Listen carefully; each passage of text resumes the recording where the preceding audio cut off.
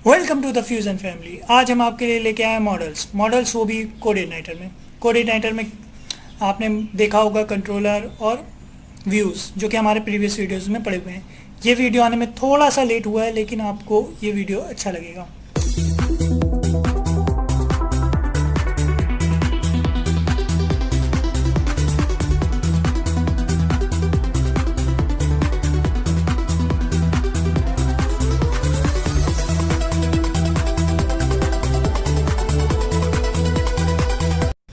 Models में क्या होता है, जैसे कि आप जो भी डेटाबेस से रिलेटेड काम करते हो, कोड इग्नाइटर आपको एमवीसी फ्रेमवर्क है। ये हमने पहले भी डिस्कस किया है कि एमवीसी फ्रेमवर्क है।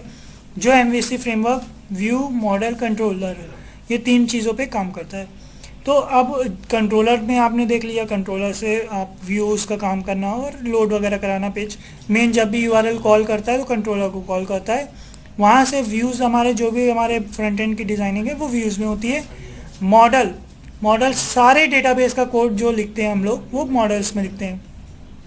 अब आते हैं मॉडल्स में ही क्यों लिखते हैं। मॉडल्स इसलिए लिखते हैं कि वहाँ पे सारी चीज़ें आपके डेटाबेस की स्ट्रक्चर बनती है। अब अगर मैं आपको यहाँ पे ओपन करके दिखाऊं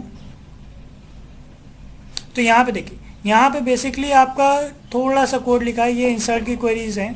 अब अगर मैं आपको यहाँ पे बताऊँ कि आपको लिखना है एक क्वेरी, जिस क्वेरी के थ्रू आपका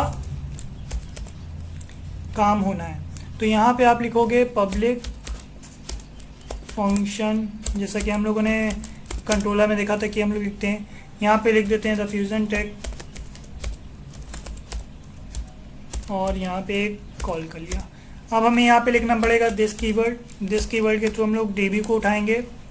डीबी को उठाने के बाद हमें एक क्वेरी चलानी है, तो ये क्वेरी कुछ रिटर्न करती है। तो पहले सबसे पहले रिटर्न, और यहाँ पे जो भी रिजल्ट आए वो रिटर्न करते हैं। ये हो गया हमारा कोड। अब यहाँ पे हमें जो क्वेरी लिखनी है, जैसा कि मुझे लिखनी है select asterisk from table name, ठीक। तो ये चीज़ जैसा कि हम लोग डेटाबेस में काम करते हैं, तो डेटाबेस में जो क्वेरीज लिखते हैं वो आपको यहाँ लिखना है जो रिटर्न कर रही है। अगर देखिए हमने यहाँ पे सेलेक्ट का काम किया है, तो सेलेक्ट में यहाँ पे रिटर्न कुछ रिजल्ट आएगा जो कि रिटर्न होगा।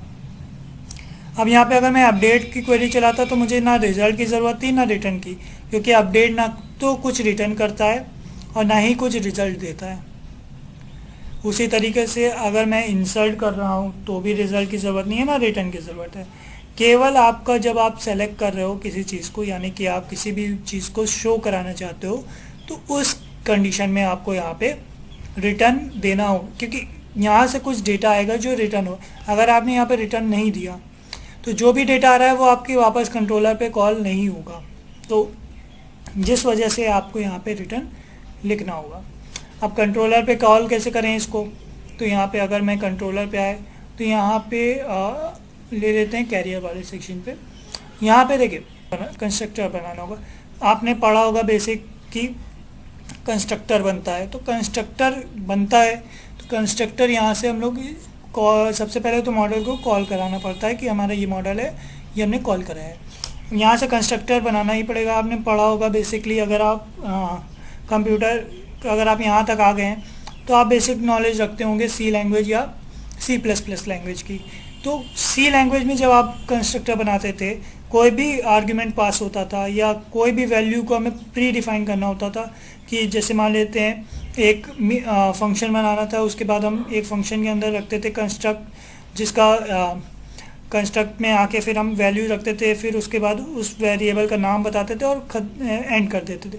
और फिर जब मेन फंक्शन पे आते थे उस फंक्शन को कॉल करके फिर उस वेरिएबल के थ्रू उसको गेट करते थे। तो सेम चीज़ यहाँ पे नहीं है।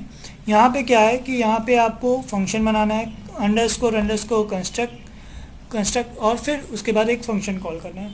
फंक्शन का नाम हमने कंस्ट्रक्ट रखा है, ये फंक्शन का बाय डिफ़ॉल्ट नाम है कंस्ट्रक्टर का।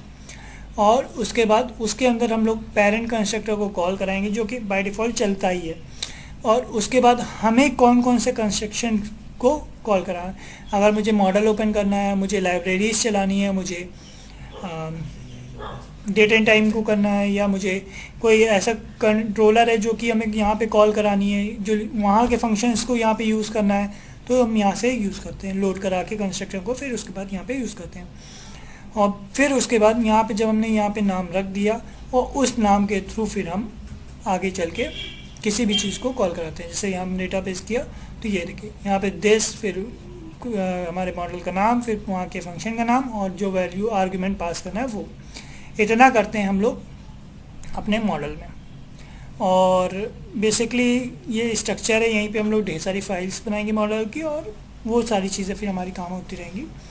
और इससे रिलेटेड कोई भी आपको क्वेरी आती है जो कि आपके प्रीवियस वीडियो में आपने देखा है बट आपका मॉडल कनेक्ट नहीं हो रहा, या आपको कुछ भी आती है, तो आप हमारे हेल्प ले सकते हैं।